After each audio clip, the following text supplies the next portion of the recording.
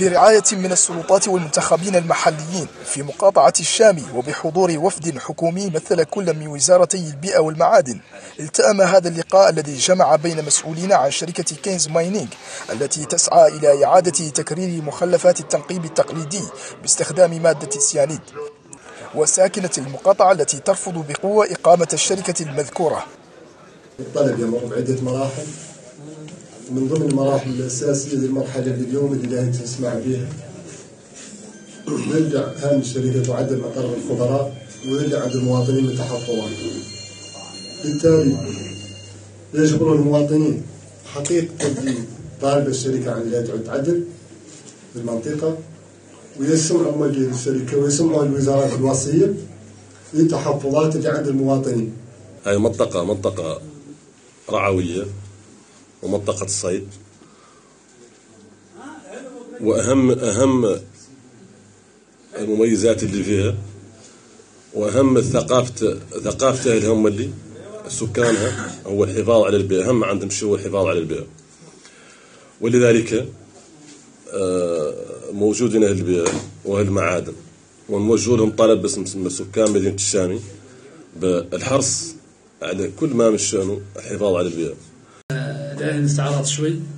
قضية، هاي القضية البيئية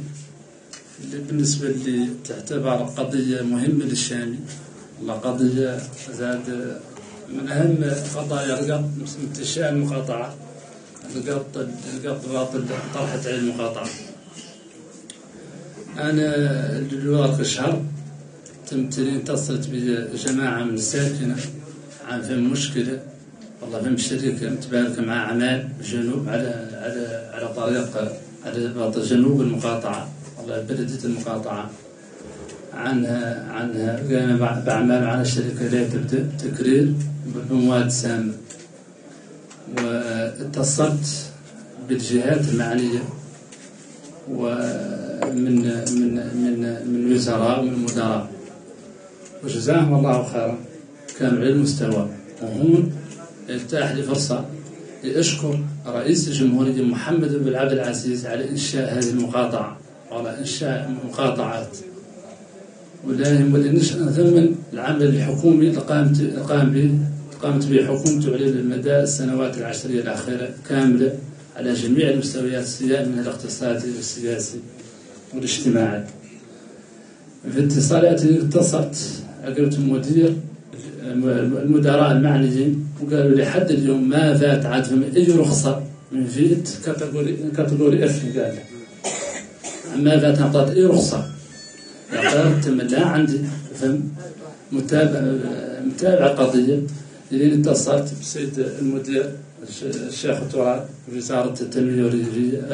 وزارة البيئة، واتصلت بوزيره وثبتوا لي عنهم ما طم فينا احنا، وهم عندهم حياة المواطن وحياة الساكن، خاصة مقاطعة الشامي من أي أعمال لا تنجز. وطرحوا القضية اللي قال لكم قضية المعدن عند النفايات اللي هون وبين عن النفايات ضارة ولا بد لها من حل. إذن الشكل والصفة اللي يعدل بها والترجمة اللي يعدل بها نحن موافقين عليه وماشيين معاكم فيه. وقضية ليرزيدي اللي هي النفايات اللي ناتجة عن المصنع الموجود في مدينة الشام، هنا نشكر من اشتريت كنز اللي عدلت المصنع وخاض مكان عن شهر دشرة، نشكر على المجهود. لقد نشكرها أكثر إلين تحول عنا المصنع من البلد اللي فيه، وطلبتها من مدير الشركة، وكان خلاص كان في الآلية كان يحولها بها. اتصل بي اتصلت بوشدنا الأخبار. من هذا المضمون طلبنا كساكنة وكمنتخبون عن مقاطعة الشامي هو عن هذا جميع الشركة اللي من عند أغنى دورتك إلى نواريبه عنه يخلي ما داروا فيه الشرايك بتكرير السموم. هذا طلب لا ما هو الشامي وحده، كذلك أغنيتي وتجدي. وهذا أمن كبير من الحكومة ومن كبير رئيس الجمهورية عن الشرائك اللي لا تتزاول النوعية، ما يدعو الشركة لحالة تعقد عدة شرائك. المادة الخطيرة اللي نحن ما نعرفه لا يتعقب مستودع الزمن المستقبل اللي عادوا مرافع عليه بعد 20 ولا 30 سنة لا يتعود شنو خطورتها علينا. ضرب طلبنا الموجهين هو أن الشرائك يعدل الهبليدة وخاصة الهبليدة بعيد ذي الشرائك المعدنية اللي بقت موجودة تعمل نفس المادة، يجبروا لها حل يعودوا يترتبوا إلى البرودوي المادية. هو هذه المشكلة مطروحة لا بد من حل. ونحن كساكنة رانا مكبرين فيكم طارحين عندنا المشكلة وأملنا فيكم كبير وعن تنحل تجبروا حلول القضية. قال ما تجبروا حلول بليد تشر منها المقاطعة. هذا هو الطلب. ممثل وزارة البيئة أشار إلى أن هذا اليوم التشاوري يعتبر إجراء يمليه القانون، حيث تلعب موافقة الساكنة المحلية دورا هاما في اكتمال متطلبات ترخيص هذا النوع من المشاريع. المشرع الموريتاني يطلب ويلزم الوزارة بالتشاور مع الساكنة المحلية ومع المواطنين، وهذه سنة حسنة شرعها المشرع فعلا، لكن الدولة الموريتانية دأبت كذلك على التشاور مع المواطنين لأخذ آرائهم بعين الاعتبار ومقترحاتهم. الوزارة الوصية وحسب ما جاء على لسان ممثلها في الاجتماع فإنها بحثت عن حلول لمعالجة مخلفات التنقيب التقليدي في مقاطعة الشامي والتي تحتوي مادة الزئبق، فتوصلت إلى أن الأمر يتطلب إيجاد شركة تعدين تتولى إزالة تلك المخلفات، وأنه لا مناص من استخدام مادة السيانيد. طرحت لنا مشكلة المخلفات اللي عادوا في كل زر من الدشرة والمتراكمين هم اللي في المركز من كل جهة. شافت الوزارة شنهي طريقة الأنجع ياك تحل لي مشكلة المخلفات اللي هما بالنسبة لهم تأثيرهم البيئي بالنسبة لي وبالنسبة للتقنيين في المجال لأنهم خطيرين. شعد لي شافت أن الحلول اللي جابرت على أن عطى ترتماهم اللي هو معالجة هذه المخلفات، الشركة تعود عندها المواصفات التقنية اللازمة به اللي هو اللي ينتلينا العدد الدراسات وخرصنا في العالم غير ما خالق ترتماها، ما خالق فم معالجة المخلفات يكون بلا سيانيد، يكون واضحين ما خالق فم تقنية. بعد المداخلات الرسمية جاء الدور على الشركة المعنية لتقديم الدراسة التفصيلية لمشروعها، إلا أن ذلك التقديم لم يدم طويلا، فقد نشبت في أثنائه مشادات كلامية بين بعض الحضور تحول على إثرها اللقاء إلى مظاهرة حاشدة أمام مبنى المقاطعة.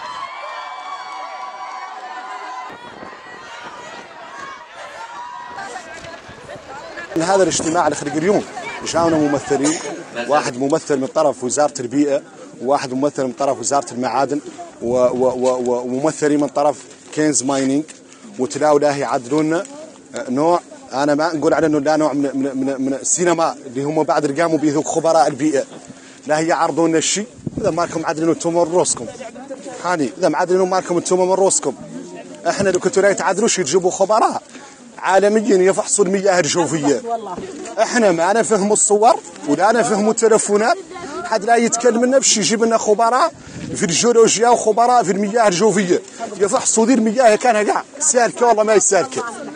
هذا هو اللي يجي به حدره للشامي. جهود حديثة بذلها بعض الوجهاء لاستئناف اللقاء، وقد تكللت تلك الجهود بالنجاح ليلتئم الجمع من جديد، وتواصل الشركة عرض مشروعها الذي تقول بأنه يحمل في طياته انعكاسات إيجابية على المنطقة وساكنتها. الشركة من بين الرائدين باطل في مجال التعدين التقليدي، وانتشأت هي مع التعدين التقليدي مع به كان طرف 2016، وهي في المرحلة اللي احنا فيها حاليا. طبعا خذنا خطوات كبيرة في قضية تجميع الناس مركز واحد وتنظيمها ووضعها تحت مراقبة الدولة ومراقبة البيئة ومراقبة الكامل، لأن يعودوا عشوائيين وطائرين في الدشرة. وهذه خطوة متقدمة في المشروع كامل اللي عنده مسلسل طويل، واللي هي شركة مرخص لها تريتمون دي ريزيدي اللي هي معالجة المخلفات الذهنية. اللي المخالفات هذه بحد ذاتها فيها سموم، هي اللي فيها المركير اللي هو الزئبق مطروح مع الزمن يعقب يتسرب في التراب اذا كان. هذه ناحيه ثانيه اللي ما ترتع عن طريق شركه محترمه ومحكومه وعندها مثلا اورجانيغرام ماشي عليه ومراقبه من ناحيه وزاره البيئه ووزاره المعادن والسلطات المحليه، لا يعقب ذلها ما هي تعدل حالا بصفه منظمه كيف قلنا بدون معايير اللي قلت كامل، يعقب يعدل بصفه فوضويه. يعقب ينتشر الناس يقول لك السيانير وكذا والسيانير يا سيانير مره 95% من ذهب العالم كان مره قلنا بطريقه السيانير. يا غير كيف اي تفاعلات كيماويه معدله لا بد فيه سموم وفي اضرار يغني يحافظ عليها يقدر يقلب عليها. يقيني ما تعدل بطريقه مثلا اندستريال صناعيه وهيك واضحه واهلها محكومين مثلا عندهم التزامات بدفتر شروط بدفتر التزامات، يعني يعدل بطريقه كاع عشوائيه وطمن ويعود كاع برتو قبل كاع يعود هنا لاش مبلكات بدنا عن كان يسع مكان مشاطين في الدشره يعقوب مبلكات مشاطين في الدشره فيهم التراب وفيهم السيانير ولا محكومين بشيء يسووا شو. اذا بالنسبه للناس قبل لا بس فهم مده شويه تلاقات كلام ما حنا توف ما حنا وبريو في العرض بيلي كيف انت الخبراء يتكلمون مع المشروع باش يفقهوهم فيه وينوروهم فيه بيلي انسان روايه ما يعرفها ما قد يحكم عليها وبالفعل مولين متفاهمين من نحن هذا بيلي من جهل شيء عاداه الانسان تجاهل اي شيء قد عادي غير كان زين يقول الناس تحاني اللي انت تفهمه اللي شنو مبارك مع شنو واللي هو مثلا الدوله ما تسعى في السفرات تعطب بها مواطنينها ولا تصيب بها اضرار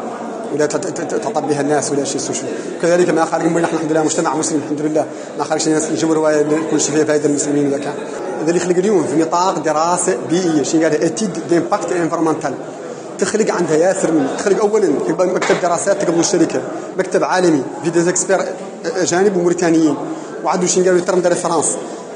يقولوا ترم دار فرنسا اللي نطرحوا شغل الوزاره المعنيه اللي وزاره المعادن اللي تحيلهم من وزاره البيئه قال وزاره البيئه اللي تتناولهم شيء بالدراسه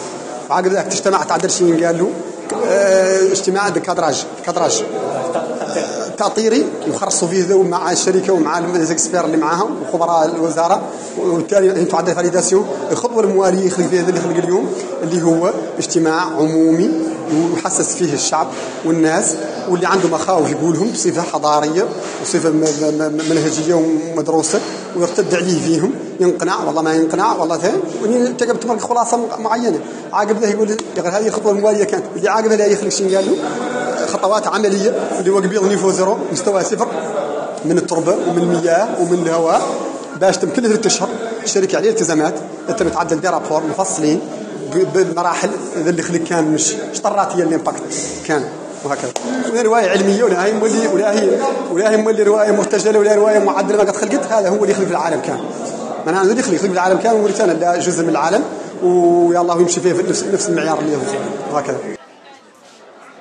سكان المقاطعة وخلال مداخلاتهم أجمعوا على الرفض البات لهذا المشروع الذي من شأنه تلويث بيئة المنطقة والإضرار بصحة السكان والتأثير السلبي على التنمية الريفية فيها على حد قولهم. احنا هذا في ولاية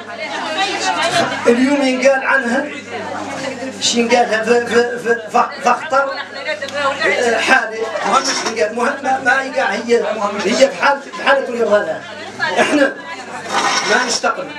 الشرايك اللي عندنا ما يشغلون شرايكنا في الوظيفه ما يشغلون العاقل اذا كان يندار نسل يجار نسل احنا هذول اللي طلعوا فينا هذه الولايه كاملين 95% منهم شي من الملمين بيهماش ما يقدروا يعدلوا المصانع ولا يقدروا يعدلوا الشرايك ولا يقدروا يعدلوا ولا هم موظفين الدوله ولا عندهم اي دبوشي واحد في شيء قالوا التنميه احنا هذا ما فينا ما هو حد عنده زوايد والله الشيام اللي قلم والله انا بقرات كنا ننموهم هو ومكتفيين عن وطننا ما لنا حارشين ذاك اللي كان يا الله يعدلوا قبيل يا غير ماشي عليه ما اخلق يا غير احنا بعد قانين روسنا بتنميتي ضرك الصم شيء مسسينا في الصميم احنا ما ترينا قدر ننمو احنا ما ترى واحد مصدر رزقنا ما ترى خالق احنا منين اللي يصدوا يا الخطه اللي عتوا يتعدلوا المصانع لو بدون الولايه والله بلا ديرونا فيه والله ملي اسدونا السن رافضين ورافض تام لا يشع لرؤوسنا نهائيا ما لنا قابلين راهو ما لنا ضد حد ولا يرى الحد مولي يعود عنده حمية الجاهلية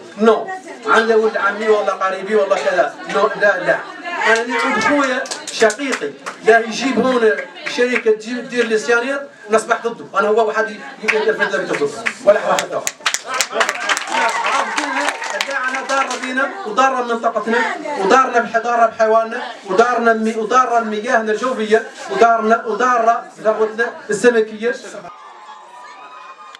إذا كان يوما مشهودا عاشته مقاطعة الشامي، رتل خلاله لسان حال أصحاب الشركة: إن أريد إلا الإصلاح ما استطعت، بينما كان لسان حال الساكنة هنا يرتل: ربي إني مسني وأهلي الضر وأنت أرحم الراحمين. عبد الله الدهاه، قناة RGN، مقاطعة الشامي.